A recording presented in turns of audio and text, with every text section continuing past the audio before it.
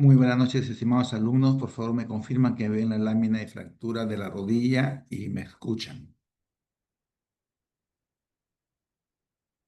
Sí se ve y sí se escucha, doctor. Muchas gracias. Bien, soy César Tipián y vamos a desarrollar esta clase de fractura de la rodilla, lesiones meniscales y ligamentarias. Y hemos dicho que el fémur es un hueso muy grueso, el más grande del esqueleto humano, y que para fracturarse necesita una energía muy intensa, ¿no? Y por eso que en los jóvenes, para la fractura del fémur y también para el fémur distal, se requiere de una alta energía, como son los accidentes de tránsito, las caídas de altura. Mientras que en los pacientes ancianos, que son osteoporóticos, se puede fracturar con un traumatismo de baja energía, como son las caídas a nivel. Debemos tener algo muy en cuenta aquí en el fémur distal, que en la parte posterior del fémur distal se insertan los gemelos. Y cuando existe una fractura por encima de los cóndilos femorales, es decir, en el tercio distal del fémur, los gemelos llevan hacia atrás a este fragmento óseo. Y aquí atrás tenemos nervios y arterias muy importantes, ¿no? Y se pueden dañar con este desplazamiento. Esto es lo que hay que tener muy en cuenta. ¿Cómo va a ser la clínica en estos pacientes con fractura del fémur distal? Como en todos los pacientes con fracturas, va a tener dolor, aumento de volumen, deformación cuando están desplazadas, impotencia funcional y siempre, además de ver la parte ósea, tenemos que ver las partes blandas.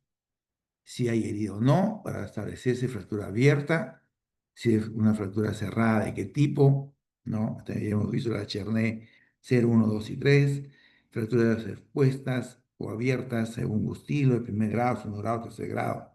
Siempre el estado neurovascular, la sensibilidad, la temperatura, y no olvidar descartar el síndrome compartimental. Esto es válido para todas las fracturas. Y las imágenes que nos van a ayudar a precisar el tipo de fractura van de las radiografías simples, mínimo dos posiciones, anteposterior y lateral. Algunas veces podemos tomar algunas incidencias especiales, como las oblicuas, ¿no? Siempre debemos tener a la vista todo el segmento óseo. Si estamos viendo fémur, tenemos que ver desde la cadera hasta la rodilla. Y las tomografías nos ayudan para precisar los trazos, sobre todo intraarticulares, ¿no? Las resonancias son para las partes blandas. Como siempre, vamos a clasificar las fracturas. Entonces, las supracondilias, vamos a seguir la clasificación de la AO, de la Asociación de Isosíntesis, en que el grupo A son las extraarticulares, ¿no? En el grupo B son las articulares parciales, un solo cóndilo, también llamadas simples, y en el grupo C, las complejas o las bicondilias, ambos cóndilos femorales, en que no hay contacto entre la parte epificiaria y la zona diaficiaria. Felizmente, que la mayoría de las fracturas supracondilias son del tipo A, las supracondilias, que no afectan la articulación. Ya sabemos que las fracturas articulares tienen peor pronóstico porque se daña el cartílago, y el cartílago no se regenera con cartílago, sino con fibrosis, y por lo tanto, si se altera la calidad articular, voy a tener una artrosis postraumática. En cambio, en las fracturas no articulares, el hueso se forma hueso y sí puede tener una recuperación completa. Lo que tenemos que buscar es que las fracturas debemos reducirlas adecuadamente y fijarlas. Las fracturas no articulares bastan con que estén alineadas. En cambio, las articulares tienen que estar reducidas al 100%, al íntegro, anatómicas. Esos parámetros que es igual a todas las fracturas. El tratamiento en el fémur distal, habíamos dicho que había que hacer férulas, que jamás deberíamos hacer tracciones axiales, como hacíamos en la fractura del fémur proximal o de la diáfisis. nunca deberíamos hacer tracciones axiales en los casos de fractura femodistal. Cuando hay que hacer una tracción, no puede ser axial, tiene que ser una tracción-suspensión con rodilla en flexión o semiflexión. Está indicada esta tracción por si de alguna razón vamos a postergar esta cirugía o si el tratamiento es no quirúrgico como suele ser en los niños. Entonces, cuando hacemos tracción axial, ¿no?, en el eje longitudinal, vemos que las fracturas se suelen alinear. ¿Y por qué aquí no? Porque aquí aparentemente está alineada la fractura, ¿no? Aparentemente. Pero habíamos dicho que en la parte posterior del fémur distal se insertan los gemelos y estos gemelos van a traccionar también. Entonces, si yo los voy a hacer tracción axial, no longitudinal, los gemelos van a traccionar el fémur distal y lo va a llevar hacia posterior. Y aquí están pues los vasos, los nervios. Entonces jamás hay que hacer tracción axial en las fracturas del extremo distal del fémur. Aquí tengo que hacer férulas. Y por eso se les ha enseñado a ustedes en las prácticas a colocar férulas. Y a esta altura estoy seguro que ya todos tienen que haberlo hecho. Y más de una vez. Bien, entonces, si voy a hacer tracción, nunca axial. Tiene que ser la suma de dos tracciones. Una axial y la otra hacia el cenit, hacia el techo, hacia el cielo. Por eso se llama tracción suspendida, ¿no? De que se eleva de suspensión hacia arriba. Y así alineamos el fragmento distal. ¿Ok? ¿Qué implantes tenemos para, después de reducir, fijar la fractura del fémur distal? Los tornillos de esponjosa, porque aquí el hueso es esponjoso, los corticales con la diáfisis, y tenemos placas angulares, tornillos dinámicos, placas de sostén, clavos intramedulares, tutores externos. ¿Cómo lo vamos a usar? Para fracturas supracondilias, ¿no?, el gol estándar son las placas y tornillos, ¿no? Entonces tengo una fractura por encima de los cóndilos, no se afecta la caries articular, es una tipo A. Y hemos puesto una placa angulada, ¿no? Reducción cruenta y osteosíntesis, fijación con una placa angulada y tornillos. Tenemos otro caso, también fractura de subcondilia, y aquí es una paciente osteoporótica y en que los tornillos que se dicen en nuestros osteosíntesis, que son estos tornillos que presionan, ¿no?, la placa contra el hueso, no son útiles en los huesos osteoporóticos. Entonces se usan los tornillos de bloqueo. Son tornillos que se enroscan en la placa y fijan en distintas direcciones. Y así se fijan esos huesos osteoporóticos. Son placas de bloqueo, placas anatómicas. Podría usarse un clavo endomedular, ¿no?, para unas fracturas ya que tienen un extremo más largo, ¿no?, un poco más allá de supercondilias, el tercio distal del fémur. Entonces puede entrar un clavo desde la carie articular en la zona intercondilia, porque ahí no apoya, el clavo va retrógrado hacia la parte proximal y se coloca el tornillo bloqueo para que no gire.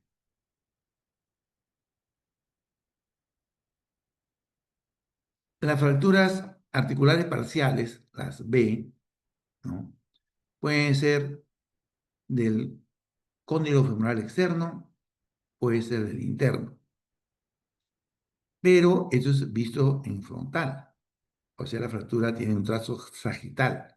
Pero si lo vemos en perfil, cuando la fractura está en el plano frontal, ¿no?, tiene este tipo que es la B3. B1 es con lo externo, B2 con lo interno.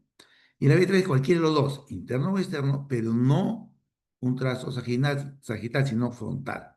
De tal manera que para verlo solo se puede ver en perfil. Y ya esta fractura, ¿no?, que se da en el plano frontal y que solo puedo ver en el perfil, la describió Hoffa. De allí que tiene su nombre, la fractura de Hoffa. que vendría a ser la fractura B3 en la AO. Si lo quiero describir, diría es una fractura de cualquiera de los dos cóndilos femorales, interno o externo, pero que el trazo está en el plano frontal. De tal manera que para poder observarla, poder diagnosticarla radiológicamente, tengo que tener la imagen de perfil. Para las fracturas de los cóndilos pueden serse con tornillos únicos solos o asociados a placas, ¿no? Placas y tornillos. Entonces, como siempre, las fracturas articulares tienen que ser reducidas anatómicas, exactas, al 100%, y luego fijadas, ¿no? Y generalmente con tornillos o placas y tornillos. Para recordar la fractura de Hoffa, ¿no? Que se ve en perfil. Si tenemos un paciente y vemos una imagen en frontal, es difícil ver la rótula, pues se superpone al fémur. Si clínicamente hay dolor, tumefacción, infección funcional, asociación traumatismo, y acá uno podría decir no hay fractura, ¿no? Sigo todo el contorno del fémur, de la rótula, aparentemente no veo ninguna fractura, en la tibia tampoco. Cuidado que vaya a ser la fractura de Hoffa, ¿no? Y aquí la vemos, acá está el cóndilo, mire que tan desplazado está el cóndilo femoral.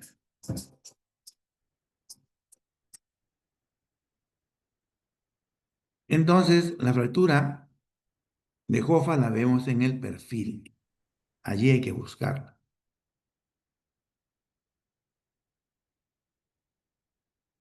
Como toda fractura articular, vamos a reducirla de manera cruenta, anatómica y la fijación con sus tornillos. Las fracturas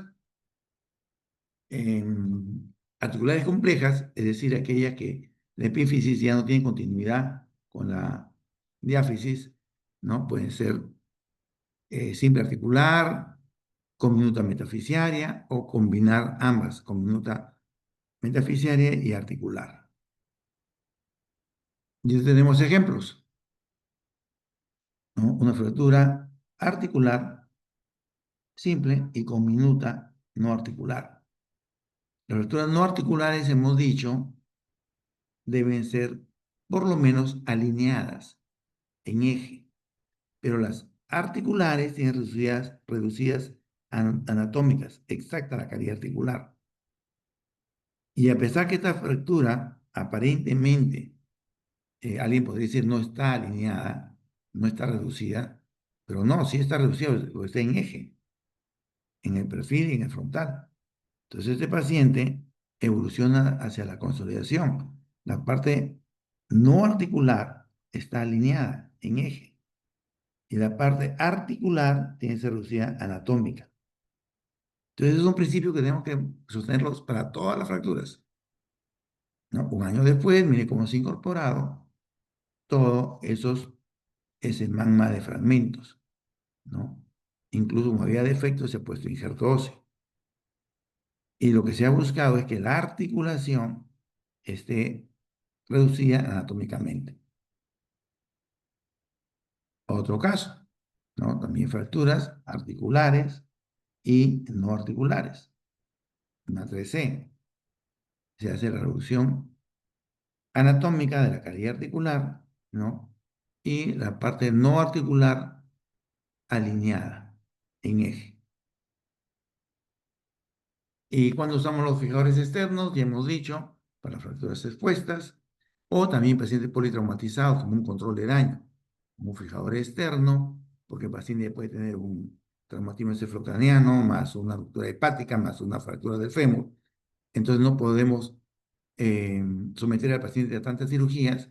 El neurocirujano descomprime el cerebro, el cirujano del abdomen repara o tampona el sangrado hepático o saca el vaso y nosotros estabilizamos con un tutor el fémur esperando que su estado general mejore y 3, 4, 5 días después podemos hacer la cirugía definitiva, ¿no? También se puede usar un fijador externo en fracturas cerradas pero con grave daño en las partes blandas que no podemos intervenirlas. Tenemos que esperar que mejoren las partes blandas una semana, 10 días, lo necesario, para luego ya pasar a la osteosíntesis interna. Bien, veamos ahora los traumatismos de la rótula, ¿no? Las contusiones son las más frecuentes, voy a tener dolor, tumefacción, equimosis, ¿no? Limitación funcional, y tendremos que darle pues antiinflamatorios, crioterapia, hielo, reposo, y con esto se mejora. Las lesiones mayores, que son las luxaciones y las fracturas, vamos a verlas. La luxación traumática no es tan frecuente, más son las subluxaciones, porque el alerón interno se va distendiendo y se va subluxando la patela hasta que se rompe. Y entonces se luxa la rótula. Y aquí tendríamos que reparar, pues, el alerón, ¿no? Hacer una plastilla para volver a centrar y fijar la patela. Esto no sé cómo, con esto. Las fracturas de la rótula pueden ser por traumatismo directo, ¿no? Caída sobre la patela, o indirecto, una contracción muscular muy intensa, ¿no? Los trazos generalmente en traumatismo directo son cominutos, verticales, marginales, osteocondrales, o sea que afectan la calidad articular. Y los mecanismos indirectos son más transversales o arrancamientos óseos de los polos. El diagnóstico, el accidente traumático, dolor, tumefacción, limitación, imposibilidad funcional.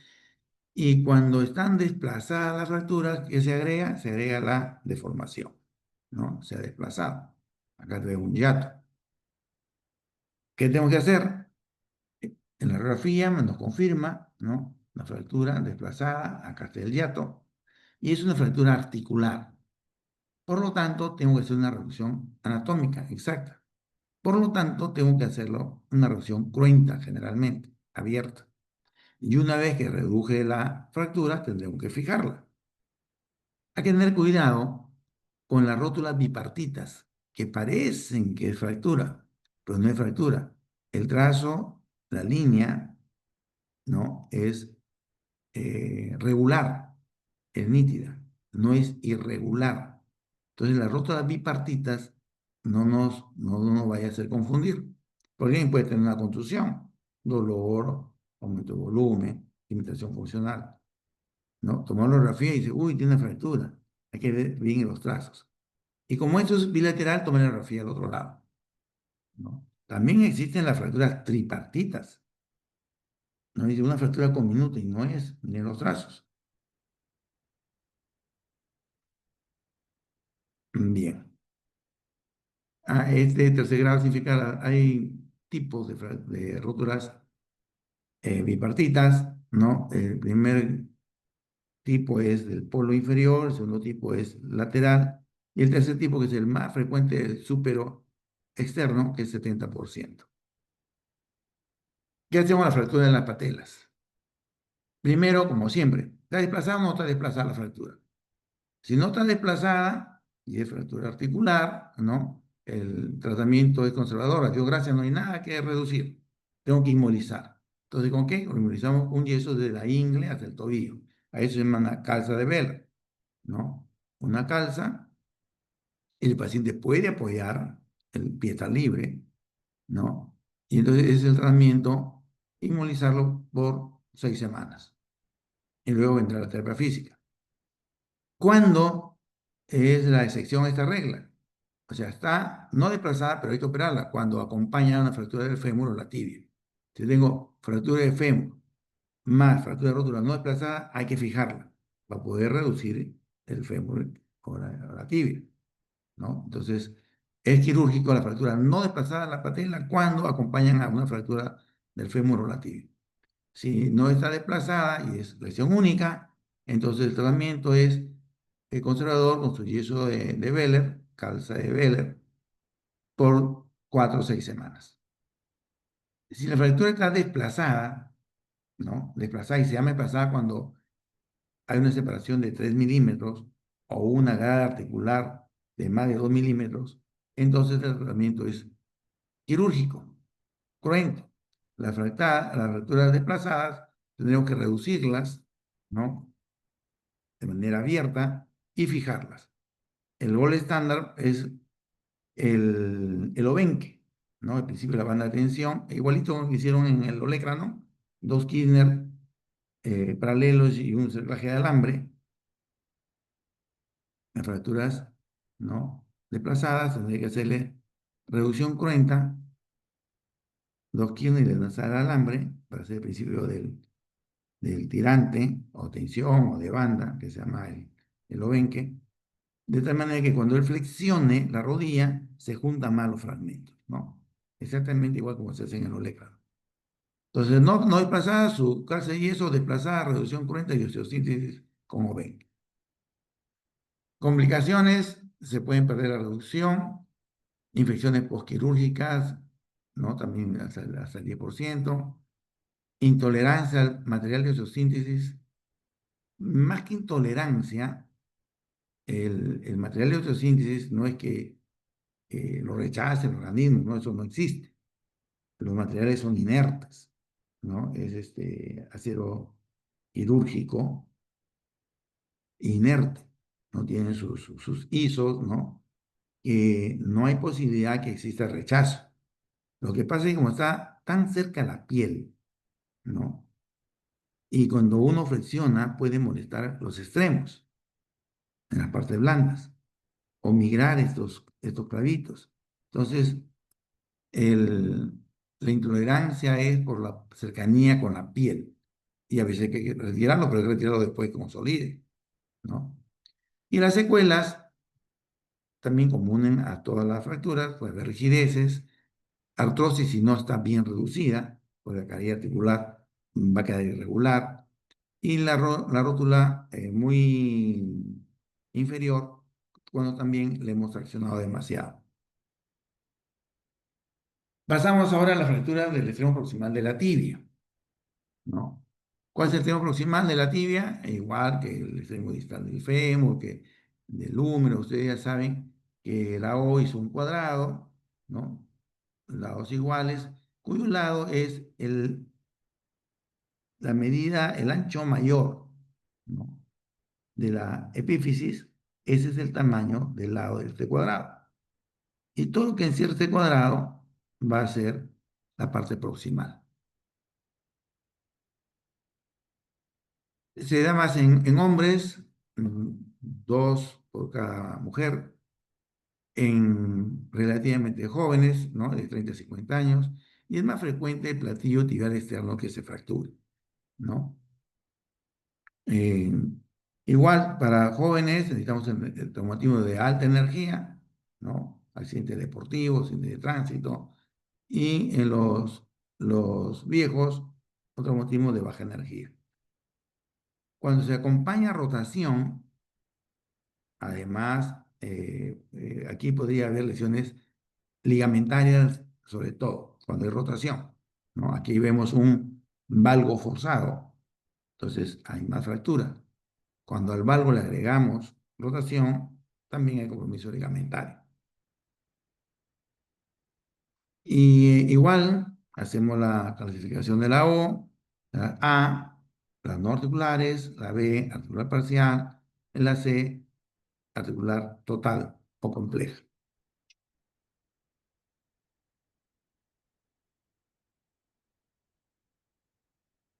Usamos la de Chasker en el mundo.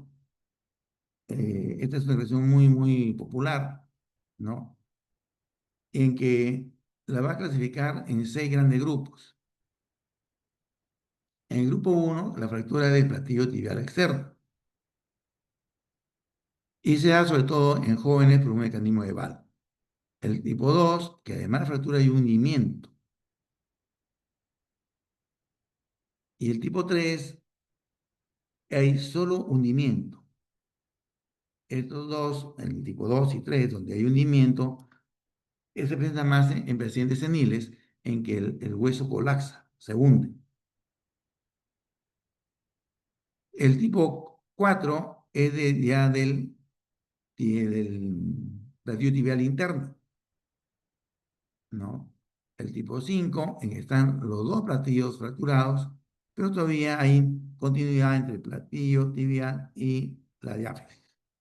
Y finalmente la 6, en que se prolonga hacia la diáfisis, la fractura, de tal manera que ya no hay continuidad entre la caries articular y la diáfisis.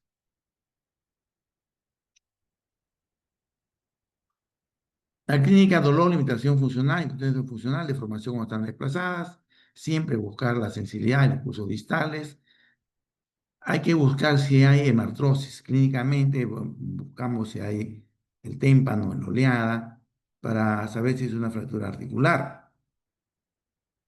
Siempre buscar los nervios, la irrigación, ¿no? Buscar hemartrosis y si hay hemartrosis hay que evacuarla, ¿no? Entonces, con hoja gruesa en el polo superior, externo o interno de la patela, ¿no? Es más cómodo del lado externo, ¿no? En el fondo del saco subcuadricipital, ahí va la aguja y lo podemos aspirar. Y aquí en estos traumatismos de la tibia proximal, ¿no? Sería bueno buscar inestabilidad, o sea, ¿es esta rodilla estable? Para saber si hay lesión ligamentaria. Sería bueno hacer eso. Probablemente tenga lesión meniscal o ligamentaria, pero cuando recién estamos viendo al paciente, estamos examinando, tiene dolor, impotencia funcional, hay deformación, tiene buena sensibilidad, tiene buenos pulsos, hay hemartrosis, sería bueno buscar estabilidad, sería bueno ver si hay ruptura del ligamento cruzados o colaterales, ¿no? Entonces pasaríamos a buscar el valgo, el varo, para ver si hay ruptura ligamentaria.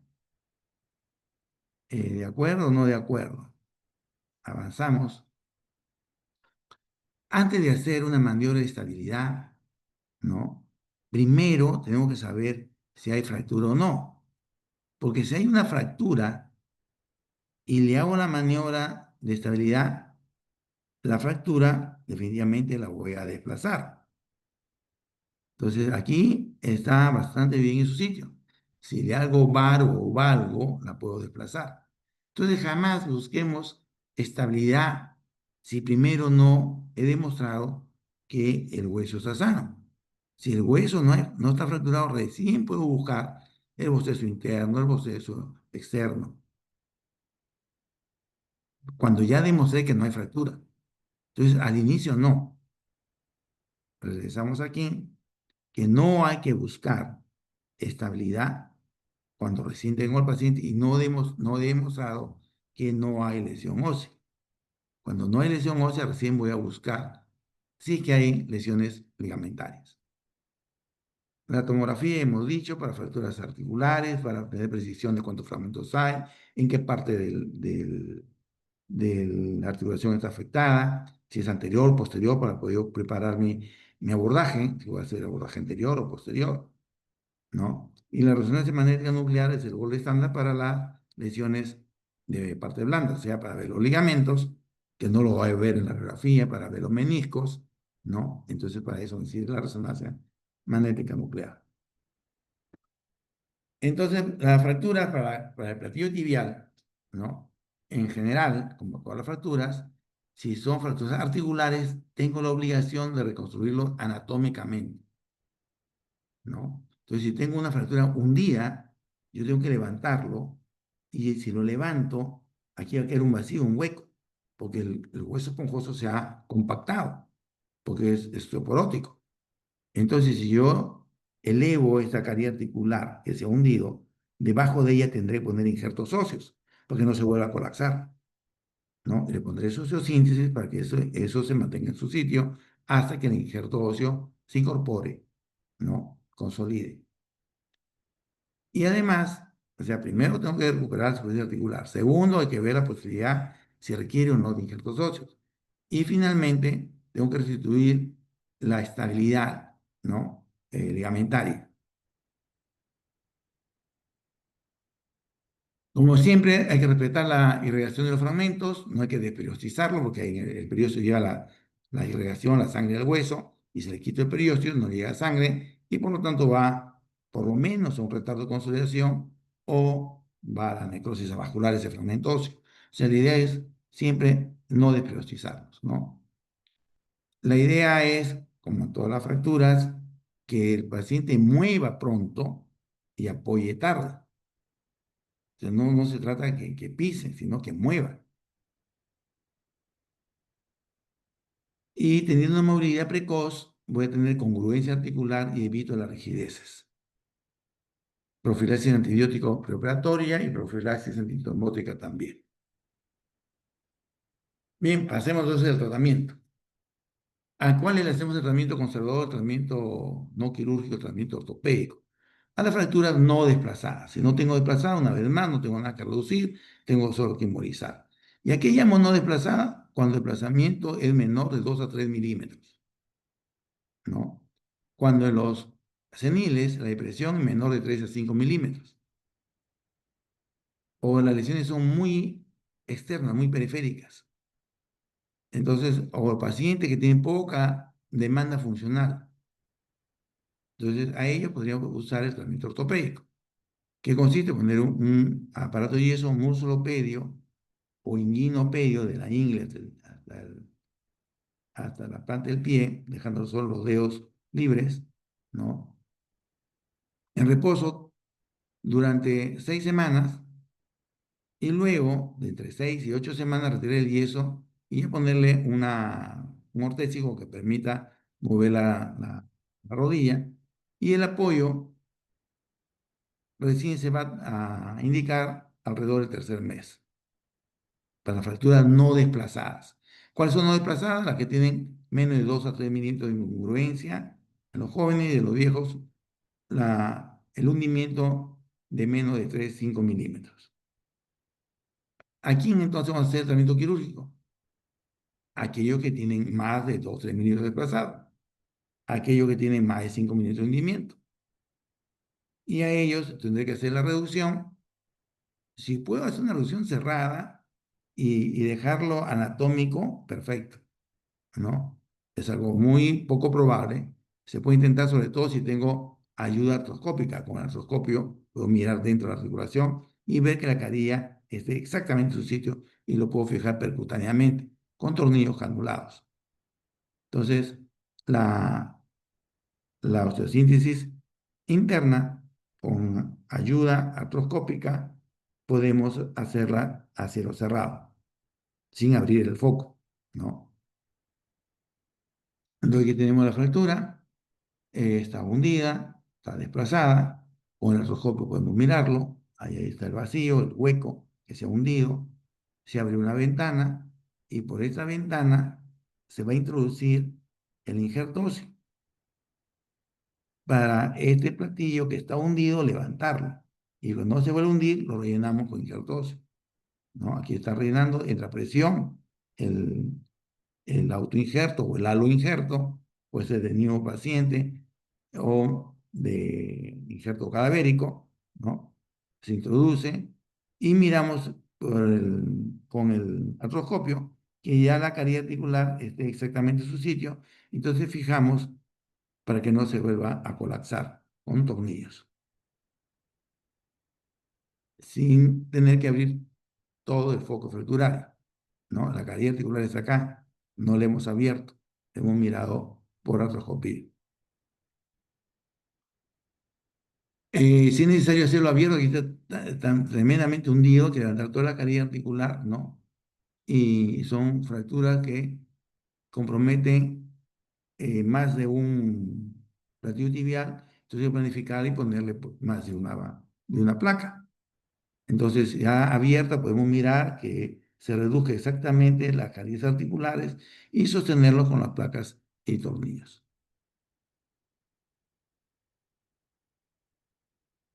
¿No? Aquí tenemos otro caso, una fractura que aparentemente no tiene mucho compromiso articular.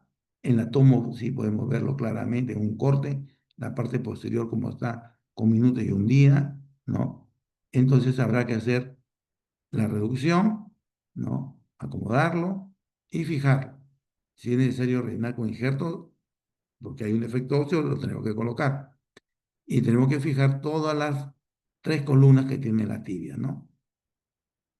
En este caso con 3 placas. Entonces la idea es restituir la anatomía, fijarlos, los fragmentos, ¿no? Con los implantes que sean necesarios y rellenar con injertos si hay una zona de defecto. Podemos hacer también fijación externa, ¿no?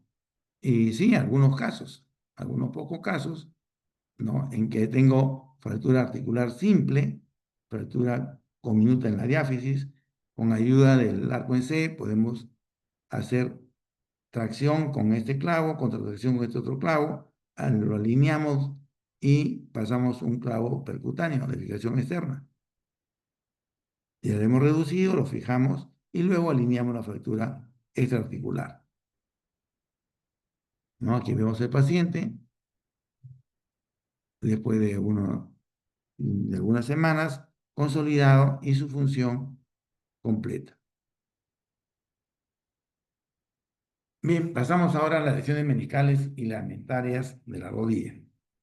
Los meniscos, como ustedes saben, son fibrocartílagos que están dando una función de congruencia a este fémur curvo y a la tibia plana. Lo hace congruente, además que también sirve como que absorbe las fuerzas, ¿no? Como un colchón entre fémur y tibia.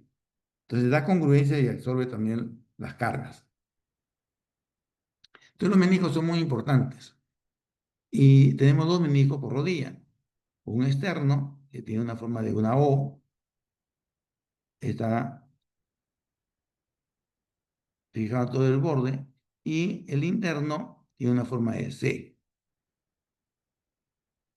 El interno está fijo de un lado, de un extremo hasta el otro, a diferencia del externo, que la parte media está libre. Entonces el interno está muy fijo, y como es fijo, no se mueve y es fácil que quede atrapado entre el fémur y la tibia. Por eso es más frecuente que se rompa el menisco interno que el menisco externo, por ser más fijo. Entonces tenemos dos meniscos, ¿no? El interno, que es el que con mayor frecuencia se rompe. Tenemos los colaterales, los ligamentos colaterales internos, el externo y los cruzados, ¿no? El anterior y el posterior que está atrás, por eso no lo veo. Los meniscos tienen irrigación en una parte donde se inserta. Aquí en la cápsula donde se inserta, ahí hay irrigación. Por eso se le llama zona roja. Más al borde no hay nada de irrigación, se llama zona blanca. Entonces hay que establecer dónde se ha dañado ese menisco. Porque si se ha dañado en la zona blanca, jamás va a cicatrizar. No hay sangre. El menisco no tiene sangre. Entonces, solo tiene irrigación en su borde donde se inserta, en la zona roja. Entonces, si tengo una ruptura en la zona roja, sí podemos suturarlo. O sea, sí va a cicatrizar. Si tengo una ruptura en la zona blanca, lo puedo suturar, pero no va a cicatrizar, no sirve de nada. Entonces, es importante saber que el menisco tiene una zona roja, donde va a cicatrizar, que es la zona donde se inserta en la cápsula, y una zona blanca, la zona libre, en la cual no va a cicatrizar. Las rupturas meniscales se dan en gente joven, deportistas, ¿no? Y el mecanismo es siempre un problema de rotación, ¿no? Rota y acompañada de abducción o aducción de la rodilla. O sea, el pie fijo y va a rotar la rodilla, estando el pie fijo. Puede acompañarse de abducción o aducción de la rodilla. Lo importante es que tenga el pie fijo y rote la rodilla. Y ahí donde el fémur pellizca al menisco y lo rompe. Las rupturas pueden ser longitudinales, pueden ser transversales, puede ser en FRAC, que levanta, ¿no? Una tapa, pueden ser horizontales. Y estas rupturas se van a ir agrandando, por ejemplo, esta longitudinal, y se puede separar y hace aquí la imagen de un asa de balde, ¿no? Como el balde que tiene ese alambre lo levantan, ¿no? Entonces, este es, por eso se llama en asa de vale o asa de cubo. El diagnóstico se va a hacer en base al mecanismo de lesión, que hubo el giro de la rodilla con el pie fijo, y el examen físico, la radiografía, que no nos ayuda mucho, sí nos ayuda mucho la resonancia, y la artroscopía no debemos hacerla para diagnóstico, sino para tratamiento, ¿no? Entonces, clínicamente tenemos un paciente que ha tenido este mecanismo de giro de la rodilla con el pie fijo, tiene dolor, aumento de volumen, ¿no? Podría ser hidrartrosis. Entonces, clínicamente buscamos el signo del témpano, ¿no? Buscamos que la rótula se introduzca con nuestro dedo, presionamos la rótula, se introduce en el líquido, saco el dedo y la rótula flota. Pues se llama signo del témpano, del hielo. Como hundimos con nuestro dedo un cubo de hielo en un vaso de agua, saco mi dedo y se vuelve a flotar. Es el signo del témpano. También el signo de la oleada. Tiene sensación de falseo articular, ¿no? Como que se le sale la rodilla. Después de unas semanas, hipotrofia muscular por desuso de cuádriceps. Podría haber bloqueo, o sea que cuando hay esa asa de Walden puede bloquear la articulación y no puede extender, no puede flexionar. Y clínicamente debemos buscar los signos meniscales, que es el dolor en la interlínea articular, el signo de Vado, Rocher, tema que vamos a ver. Aquí para que vean dónde se va a punzar el fondo del saco supraricipital, ¿no? Una aguja gruesa, aguja 18, una jeringa grande de 20, para poder aspirar la hematrosis y la hidratrosis, ¿no? Clínicamente tenemos que buscar entonces a la dígito presión con el dedo pulgar en la línea interarticular interna y externa, buscamos si hay dolor, ¿no? Dolor en la línea interlínea articular. El signo de Steinman, que es rotar externamente buscando dolor en la cara interna. Esto, en la rotación externa, busca la lesión en el menisco interno. Entonces, yo hago rotación externa del pie, estoy buscando la lesión del menisco interno. Si el dolor aparece en la rotación interna, el menisco externo es el dañado. ¿Ok? Entonces, esa es la inversa, signo de Steinman. La prueba de Vado es una hiperflexión de la rodilla. Entonces, como el menisco está entre el fémur y la tibia, al flexionarlo, el cuerno posterior es apretado entre la tibia y el fémur. Entonces, si hay dolor, me va a decir positivo el vado, que es el menisco en su cuerno posterior, el dañado. Si hay dolor en la parte interna, será el menisco interno, y si en la parte externa, será el menisco externo. ¿Qué parte? El cuerno posterior. ¿Por qué estoy flexionando? La parte posterior está siendo apretada.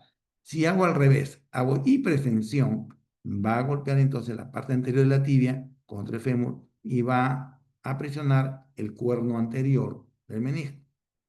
Entonces, si hay hipertensión, hay dolor, la prueba de Rocher es positiva y me traduce ruptura del cuerno anterior. El de Steinman es más al cuerpo, ¿no? Y Vado y Rocher es los cuernos. Rocher, cuerno anterior por hipertensión y Vado, cuerno posterior por hiperflexión. El gol estándar para hacer el diagnóstico es la resonancia magnética nuclear, es la que tiene más alta sensibilidad y especificidad. Y buscamos en la resonancia, en la parte blanda son radio, lúcidas, ¿no? Radio opaca es el hueso. Entonces, el menisco es negro y la ruptura vamos a verla blanca. Pero estas rupturas que son dentro del espesor del menisco, que no contacta con la cadena articular, no son patológicas. Entonces, una ruptura, acá tengo una fisura vertical dentro del menisco, pero no contacta con la cadena articular. Esto no es patológico, no es tributario de ninguna cirugía. El menisco sigue funcionando porque lo que está contactando es esta parte, en el fémur y en la tibia. La ruptura es intrasustancia, dentro del espesor. No es patológico, no causa molestia, no causa dolor. Por lo tanto, nadie debe operar estas lesiones. Aquí. Cuando La ruptura contacta con la caries articular, esto sí es patológico, esto sí causa molestias, esto sí tengo que operar. Las rupturas de los meniscos no sanan solas, jamás. Tienen que ser intervenidas quirúrgicamente. Las rupturas, ¿no? Que contactan con las caries articulares, como en este caso. Y entonces, si es la artroscopía, ¿no? Tenemos un sistema que a través de un agujerito introducimos una videocámara, ¿no? Que nos va a magnificar en el monitor lo que hay allí adentro, magnifica 3, 4 veces, y se va a inyectar cloruro de sodio en la rodilla para distenderla y poder ver mejor, ¿no? Entonces tengo una videocámara y una fuente de luz, un agujerito, y en otro agujerito vamos a introducir los instrumentos. Entonces acá está para inyectar agua, ¿no? Porque ingresa, sale, se aspira, y introducimos también la videocámara, y por el otro agujerito los instrumentos. Tenemos un palpador, tiene aquí un codito, ¿no? Con un bastón, y con ese palpador vamos a buscar la ruptura del menisco. Este menisco está íntegro, y entonces metemos el palpador para ver en la parte de la inserción, en la parte libre, la zona blanca. Buscamos si hay ruptura en la parte roja. Es como si fuera el dedo del cirujano. Introduce y va a jalar el menisco. Y así podemos ver, ¿no? Palpar si tenemos pues una ruptura en base de balde, ¿no? Si la ruptura de base de balde está en la parte roja, debemos suturarla. Pero si está en la parte blanca, se va a recortar y se va a retirar la parte del menisco dañado, ¿no? Aquí está en la zona roja, sí podemos suturarlo totalmente. La idea es conservar la mayor parte posible del menisco, porque hemos dicho es un estabilizador de la rodilla, es un amortiguador de la rodilla. Entonces solo debemos retirar la parte que está dañada. La idea es conservar la mayor cantidad posible de menisco sano, ¿no? Entonces se reseca esta lengüeta, ¿no? Se reseca la parte que está rota, que esta irregularidad va a producir pues la degeneración articular. Aquí se ve la imagen como en artroscopía se va a poder resecar el menisco y tratando de hacer las meniscectomías parciales, las más económicas posible. Y cuando la ruptura está en la parte roja, entonces sí se puede suturar, sí se debe suturar, porque aquí va a cicatrizar. Hay distintas técnicas para poder hacer la sutura del menisco, que no viene al caso, ¿no? Entonces se reduce el desplazamiento del menisco, como siempre, tenemos primero reducir y luego fijar, ¿no? Entonces ahí vemos el menisco que se ha reparado totalmente. Las lesiones ligamentarias, ¿no? También en jóvenes, más frecuente en hombres, actividades deportivas, ¿no? Accidentes de tránsito, ahora que hay tanta moto de cada vez mayor. Los ligamentos colaterales pueden ser interno o medial, ¿no? De cóndilo femoral a platillo tibial, y el externo de cóndilo femoral externo a cabeza peroné. Vamos a buscar, vamos a examinarlo y hacemos la maniobra de bostezo, el bostezo interno. Entonces voy a examinar al ligamento colateral medial o interno. ¿Y cómo lo examino? Haciendo un valgo forzado, o sea, un valgo del extremo distal hacia afuera. Fijo la rodilla y llevo el pie, la pierna hacia afuera. De tal manera que trato de aperturar la parte interna, ¿no? Aquí la aperturamos, como un bostezo, ¿no? Cuando las mandíbulas se separan. Entonces pues, se llama bostezo. Y si se separa, entonces hay ruptura del ligamento, ¿no? Si se repara mal, esta es una radiografía en estrés, se separa más de 10 milímetros en la ruptura total. Pero hacer radiografías en estrés, pues es un problema porque me voy a irradiar, ¿no? Entonces, hoy en día hemos dicho el gol estándar son resonancias. Pero el examen clínico es vital. Y el valgo forzado debe hacerse en 0 grados, o sea, en extensión, y en 30 grados de flexión. Si el bostezo se produce solo en 30 grados, entonces está lesionado el ligamento colateral medial o interno. Pero si el bostezo se produce cuando estamos haciendo en extensión, o sea, en 0 grados, además de estar roto el ligamento cruzado medial, también está roto el cruzado anterior. Entonces, el valgo forzado me va a servir para evaluar tanto el ligamento colateral medial como el cruzado. Depende a qué grado lo haga. A 0 grados estoy evaluando los dos. Si se apertura, los dos están rotos. Si lo hago a 30 grados y se apertura, solo está roto el ligamento colateral medial. A la inversa, para ver el ligamento colateral externo. Vamos a peroné, el externo. Entonces es exactamente igual. Fijo la rodilla y llevo varo, o sea, el extremo distal hacia adentro. Y si se apertura, es positivo. Igual, si se apertura cuando hago flexión, le hago el varo forzado en flexión de 30 grados, entonces la ruptura es del ligamento colateral externo. Pero si lo hago en extensión y se apertura, además de la ruptura del cruzado del lateral o externo, también tiene ruptura del ligamento cruzado anterior. Entonces, exactamente igual que el otro colateral. Hay el test del 4, porque aquí simula el número 4, de lo que escribió Moragas, ¿no? Que en la cara externa, no en la interna, en la cara externa, uno va a palpar el ligamento colateral externo. Y ahí puede ver o no la continuidad de este ligamento, lo toca, lo palpa. Cuando está roto, está discontinuo, hay un hiato. Entonces, para ver el ligamento colateral externo. ¿Qué hacemos con el tratamiento? Cuando tenemos lesiones ligamentarias, ya ustedes han escuchado los esguinces de primer y segundo grado. Primer grado, cuando el ligamento se estira, no se rompe nada. Segundo grado, cuando el ligamento se rompe parcialmente. Y tercer grado, cuando hay una ruptura total. Entonces, si tengo primer y segundo grado, el tratamiento es conservador. Reposo, hielo, no crioterapia, vendaje compresivo, que no se hinche, en alto, antiinflamatorios y después ir a terapia física.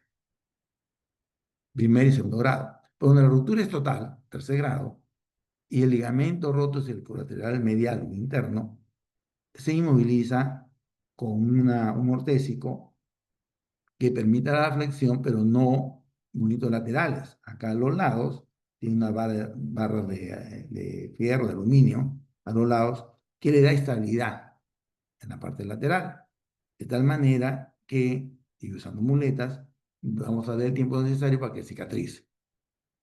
En cambio, el ligamento colateral externo o lateral no cicatriza. Tenemos que hacerle cirugía. Se hace sutura si los cabos de ligamento están buenos y si no lo están, habrá que hacer una plastilla, un nuevo ligamento. Entonces, los dos mediales con ruptura de tercer grado, ruptura total, se hacen ortésicos, tratamiento conservador. El lateral sí es quirúrgico.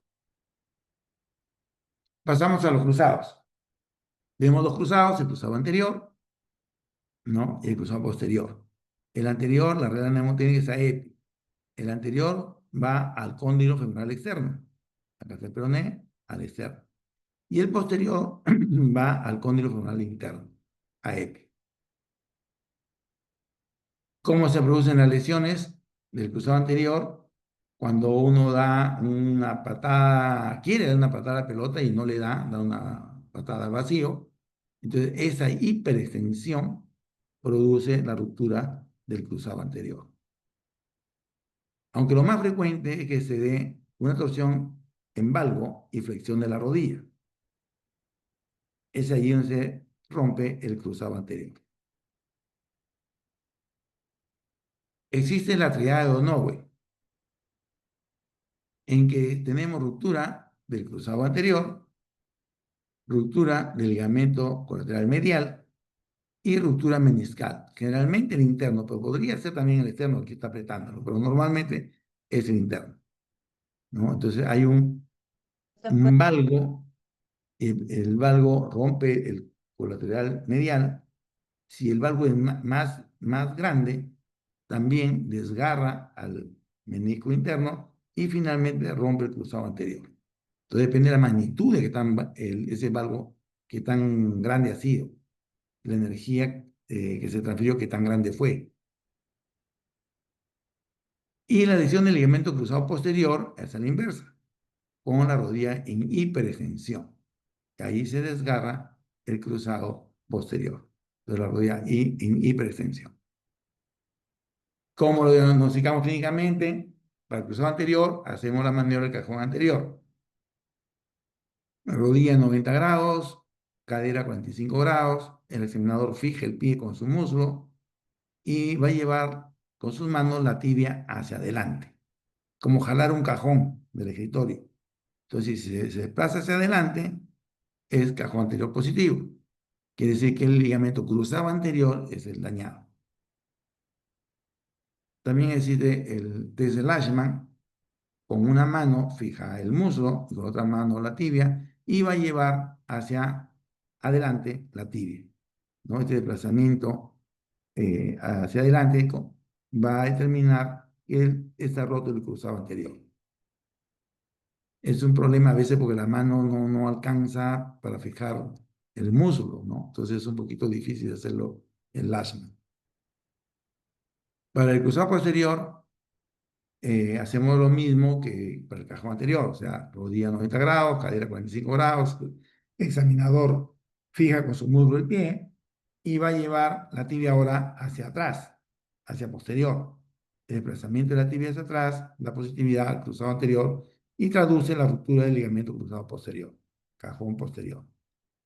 Existe también el test de combo de Godfrey, en que se pide al paciente que ponga la rodilla en 90 grados, ¿no? Levante la cadera, ¿no? Flexa en 90 grados, rodilla flexa 90 grados, y vemos cómo la tibia se va hacia atrás, ¿no? Ahí vemos, comparamos las dos, y la tibia retrocede, se cae. El gol estándar en el diagnóstico es la resonancia magnética nuclear. Aquí vemos la integridad del ligamento cruzado anterior, y acá está, aquí está roto, ¿no? Ahí.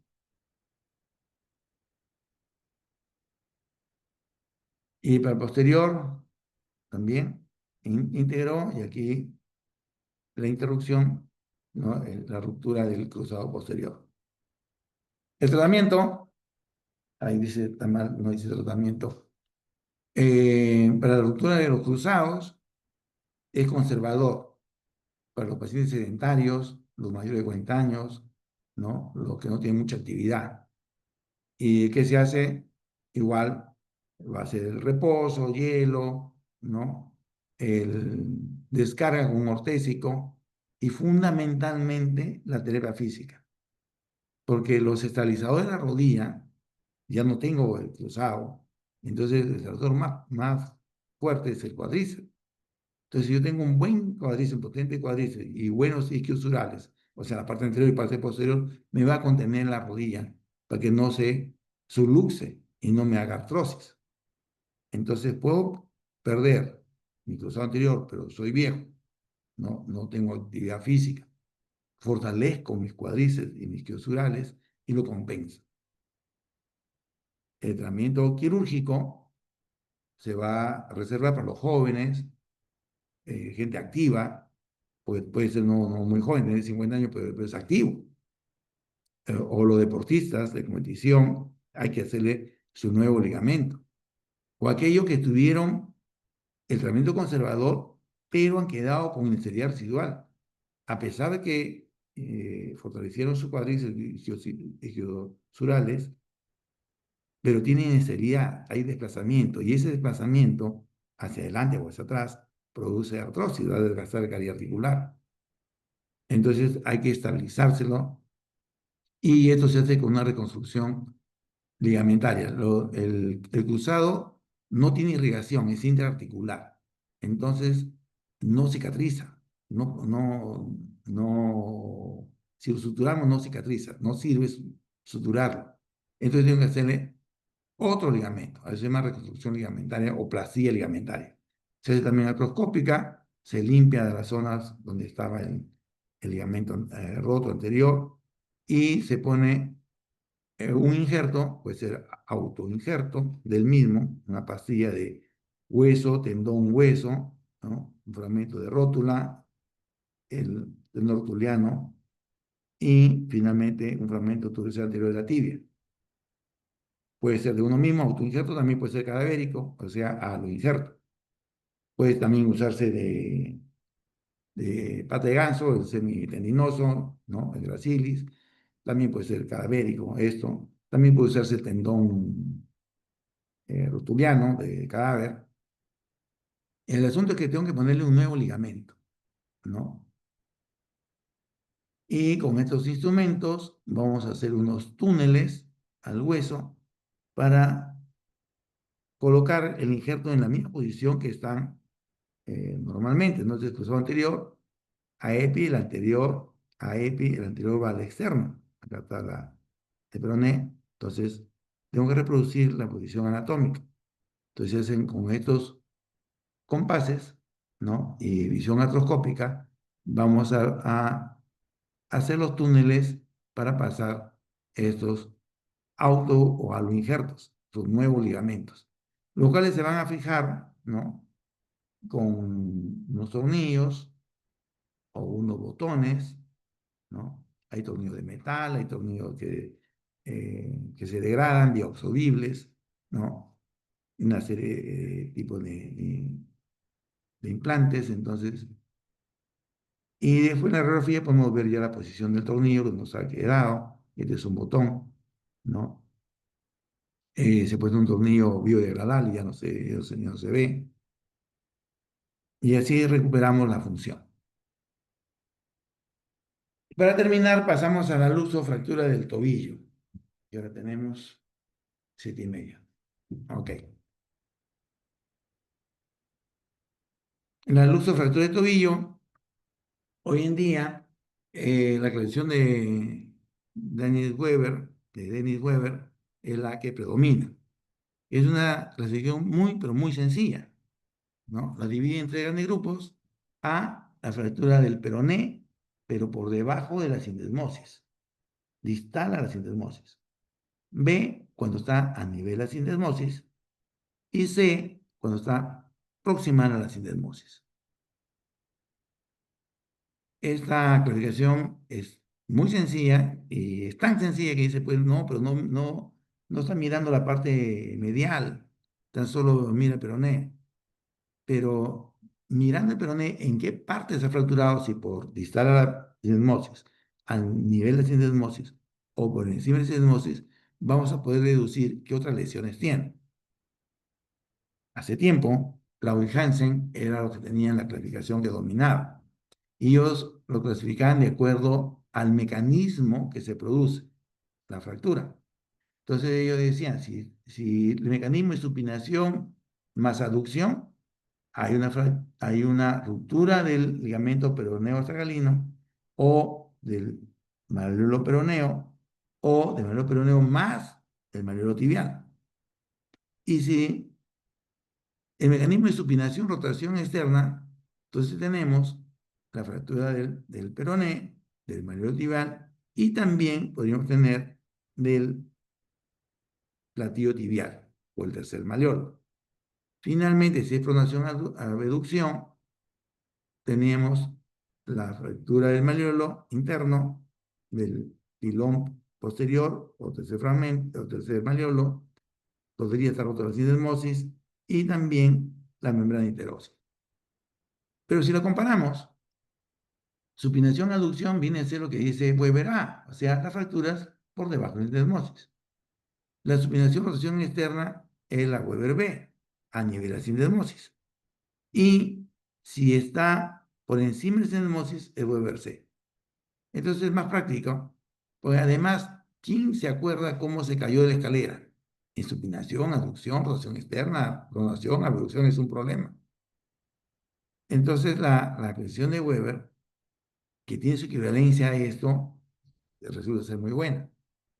La AO también tiene su clasificación y como siempre ellos van a verlas en tres grandes grupos, ¿no? Las infrasindesmales, Las transindesmales se hacen a nivel de la sindesmosis y las suprasindesmales, que es exactamente igual que la de Weber, por debajo de la sindesmosis, a nivel de sindesmosis y por encima de la sindesmosis. Hay que recordar solamente a Dupuytren, Mego que hace muchísimos años, ¿no? Maisonneuve, 1840, Dupuytren, 1900 y pico, ¿no? Describieron estas fracturas.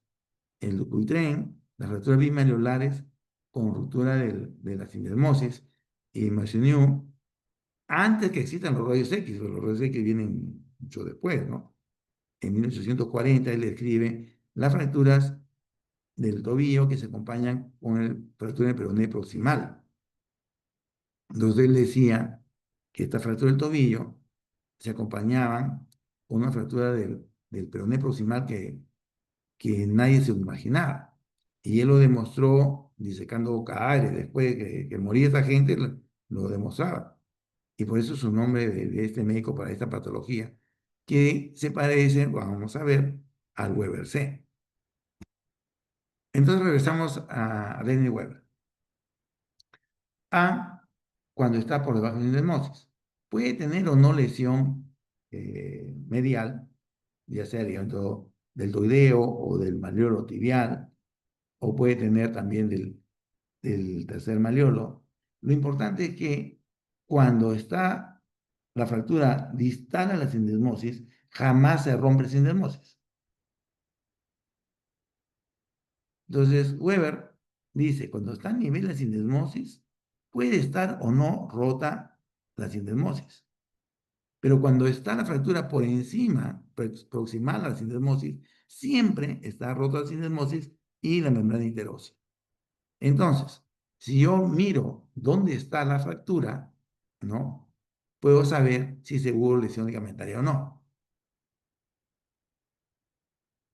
Yo tengo una fractura aquí, del tobillo, ¿no?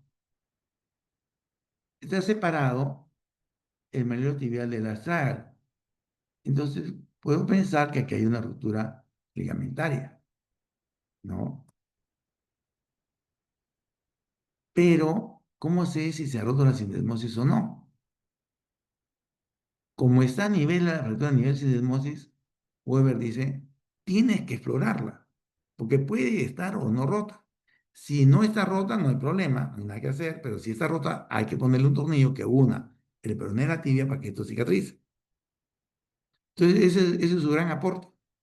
Cuando la fractura está por debajo de sindesmosis, nunca hay que poner el tornillo. Y cuando está por encima de la sindesmosis, como siempre está rota la membrana interósea y la sindesmosis, siempre hay que poner el tornillo. Entonces, yo, si ubico dónde está el peroné, la fractura del peroné, digo, aquí tengo que explorar, tengo que entrar y traccionar, jalar el peroné si se separa o no de la tibia. Si se separa, está roto, hay que ponerle un tornillo. Entonces, no necesito ninguna resonancia. Si yo tengo un desplazamiento del astrágalo, ¿no? El astrágalo se ha ido, siempre que se desplaza es el distal. El astrágalo se ha ido hacia afuera. Acá hay un espacio, pero no hay ninguna fractura del peroné. ¿Y cómo pudo desplazarse? La única forma es que esté en una fractura más proximal. Y eso fue lo que se dio cuenta eh, Noseville hace más de 100 años. Y entonces, cuando tengo la radiografía completa, puedo ver la fractura del peroné. Ah, entonces, aquí sí, se ha roto toda la membrana interósea, se ha roto la sindesmosis, y entonces por eso es que la parte del astrágalo ha podido irse hacia afuera, porque todo esto se ha roto. Entonces, cuando yo voy a reparar el ligamento deltoideo, también tengo que reparar acá la sindesmosis y ponerle dos tornillitos. Bien. Entonces, ¿cómo hago mi diagnóstico? El traumatismo, ¿no? Torsión del tobillo, giro, dolor, aumento de volumen, limitación funcional. El examen físico tengo que examinarlo toda la circunferencia del peroné, toda. Hay que buscar dolor en el malleolo peroneo, en el ligamento peroneo astragalino, en la sindesmosis, en el ligamento deltoideo, debajo de la punta del malleolo interno, en el mayor interno, ¿no? Entonces, tengo que buscar en toda la circunferencia, porque puede tener fractura o lesión ligamentaria. El tobillo es huesos y ligamentos. Entonces puede tener ruptura del ligamento deltoideo, perdón, este es el ligamento peroneo sagalino, fractura del peroné, puede haber fractura del tercer malleolo, fractura del malleolo interno o ruptura del ligamento deltoideo. Puede haber ruptura de la sinesmosis o de la membrana interosa. Entonces, todo esto yo puedo deducirlo mirando la radiografía dónde se fracturó el peroné. Pero eso no quita que yo examine al paciente. Lo más importante es examinar al paciente. Busca si tiene equimosis, ¿no? En la parte medial. Si hay equimosis, hay sangre. Y si no hay fractura, ¿la sangre de dónde viene? Del ligamento, pues. Si tengo fractura, viene de la fractura del malleolo tibial. No se van a romper los dos a la vez, nunca.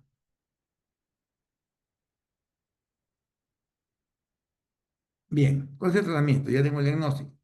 Si la fractura es unimalleolar, o sea, uno de los dos malleolos se ha fracturado, o el peroné o el malleolo tibial, pero no se ha desplazado, el tratamiento debe ser conservador. El 85% de las fracturas del malleolo peroneo no lleva a una lesión medial, o sea, la mayoría van a ser de tratamiento conservador. Las fracturas aisladas del malleolo tibial, o sea, uno de ellos, ¿no? Eh, son tributarios del tratamiento conservador. Lógicamente, primero debo, si no está desplazada, tengo que inmunizarlo. Si está desplazada, puedo intentar reducir. Acuérdense que tengo que reducirlo lo más anatómico posible. En general, entonces, una fractura de uno de los dos malleolos y no está desplazada, el tratamiento es conservador. ¿Qué hacemos? Disminuir la inflamación, reposo, pierna en alto, hielo, ¿no? Férula, baja el edema, le ponemos su bote de yeso, ¿no? ¿Por qué tiempo? 6, 8 semanas. Y hay que controlarlo clínica y radiológicamente, no va a hacer que se le pase, no puede pisar. El tratamiento quirúrgico, ¿a quién se hace entonces? A aquellas fracturas malleolares aisladas que no he podido reducir. O sea que me ha quedado un desplazamiento de más de 2 milímetros. Aquellas fracturas bimalleolares, estén o no desplazadas, porque son bimalleolares, es inestable, se va a desplazar hacia adentro o hacia afuera. Tengo que estabilizarla. Y lógicamente las fracturas trimalleolares o las luxofracturas. El tratamiento quirúrgico debe darse en momento agudo, antes de las 6, 8 horas, y si no es allí, esperarte 7 o 10 días. Entrar a operar al tercer, cuarto día es el peor momento porque se dematiza mucho. Y cuando queremos cerrar la piel, ya no podemos, ya nos queda tensa. Y viene la licencia de heridas, las infecciones y los problemas. Como es casi imposible operar en las primeras 6, 8 horas, es mejor esperarnos a la semana. Para el tobillo. Bien, si tengo una fractura del malleolo peroneo desplazado, ¿no? Y no puedo reducirlo incruentamente, entonces hay que reducción cruenta y osteosíntesis. Si no está desplazado, su bote de yeso. Si está desplazado y no puedo reducir, tiene que ser reducción cruenta y osteosíntesis. Normalmente con placa y tornillos, ¿no? Si la fractura está a nivel de sindesmosis, hay que ver si se separa o no el peroné de la tibia. Entonces, con un ganchito, jalamos el peroné. Si se separa, el tornillo tiene que pasar hasta la tibia. Cuando la fractura está a nivel de sindesmosis, puede o no estar rota la sindesmosis. En este caso no lo estuvo, no decía poner ese tornillo que fije el peroné de la tibia para que cicatrice la sindesmosis. Ahí no se sutura, se afrontan y con eso cicatriza. El meleo tibial, igual que no puedo, las que están desplazadas o que no puedo reducir de manera incruenta, tiene que reducirse de manera cruenta. Entonces miramos, ¿no?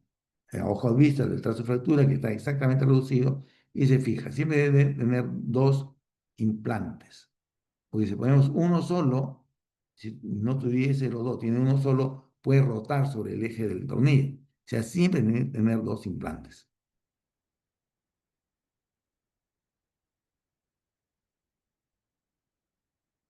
Si el fragmento es muy chiquito y no caben dos tornillos, porque tienen un diámetro de aproximadamente 4 milímetros, entre 2 4 son 2, serían 8 milímetros, entre tornillo y tornillo tiene que haber un espacio, y el tornillo y el fragmento no tiene ese centímetro y medio, entonces ponemos un tornillo y un alambre de Kirchner para que no gire. Siempre tiene que haber dos implantes, ¿no?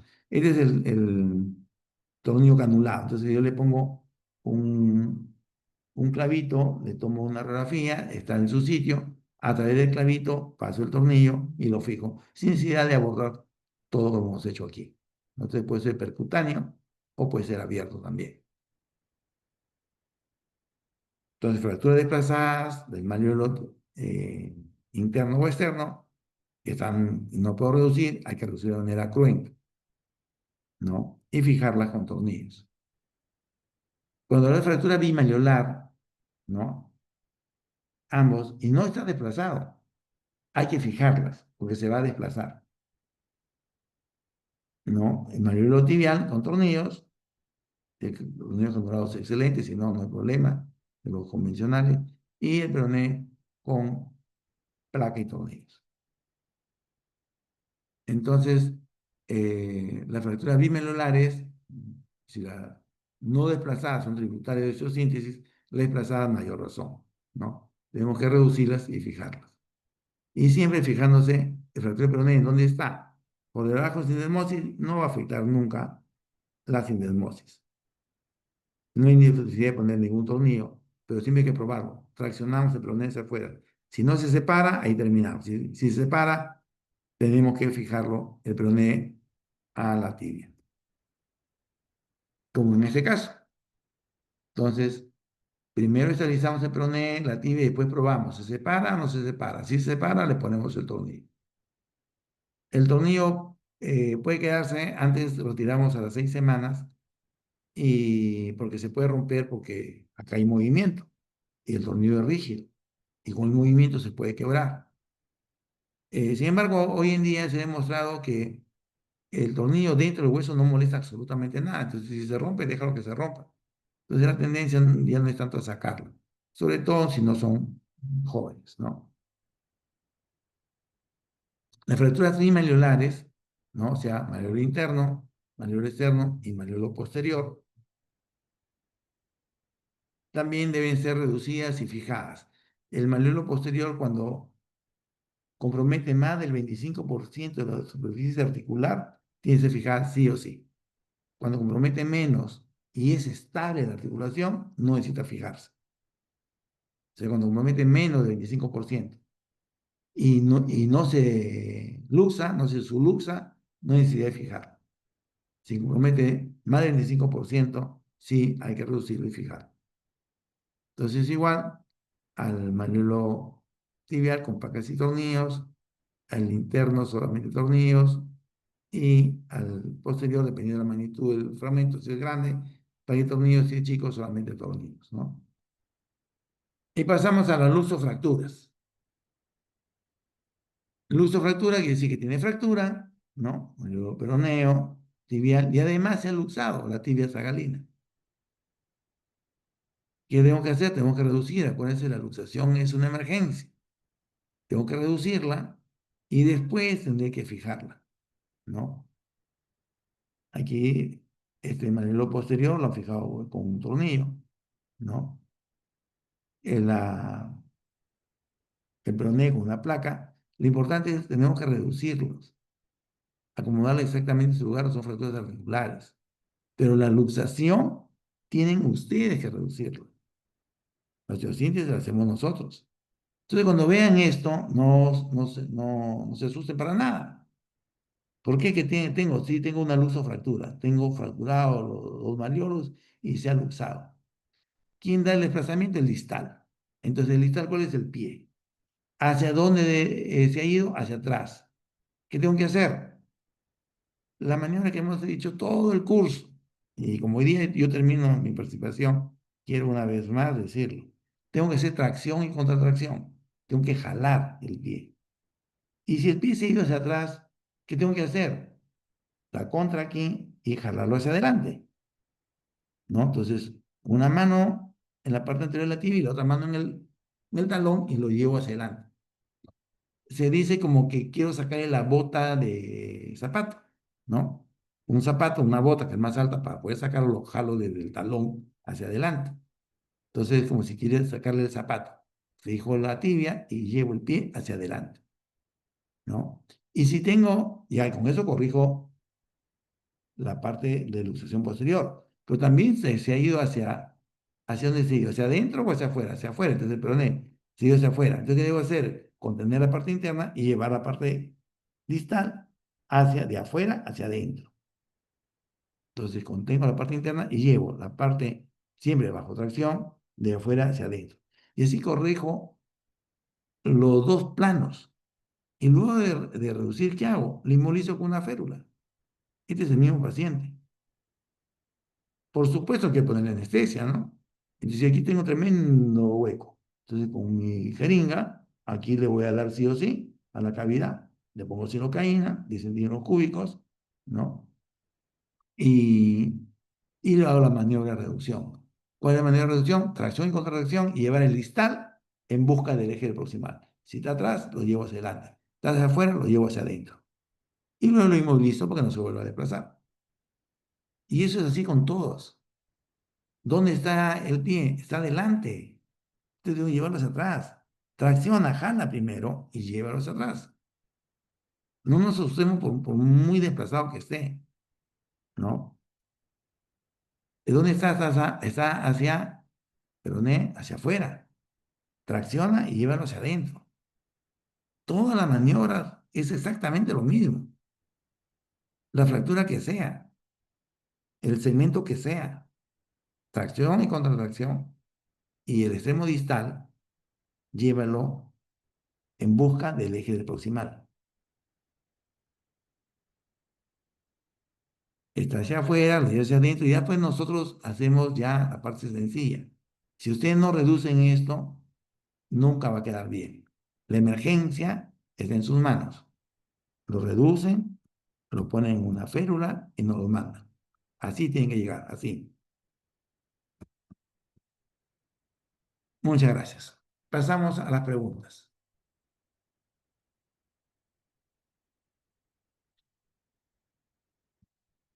Que ahora sí supongo que van a tener un montón de preguntas.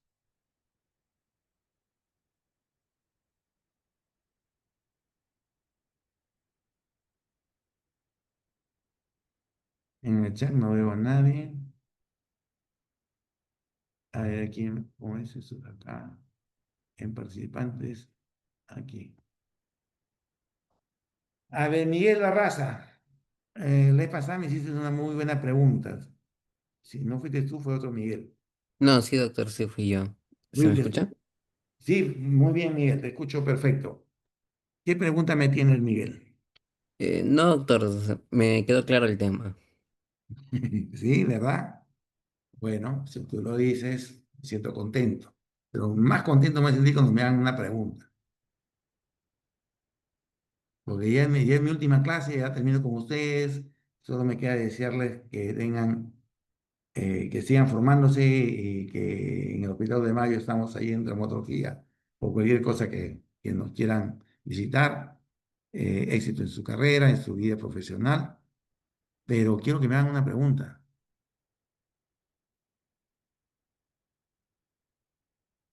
Alessandra, Sí, doctor, buenas noches. buenas noches, Alessandra. Como delegada, ¿me tienes una pregunta? No, doctor, todo Oh, claro. ok, entonces Disculpe. me despido. Muchas gracias a todos ustedes por su atención y sobre todo por permitirme que haga la clase temprano. Gracias, jóvenes. Éxitos en su vida profesional. Muchas gracias, doctor.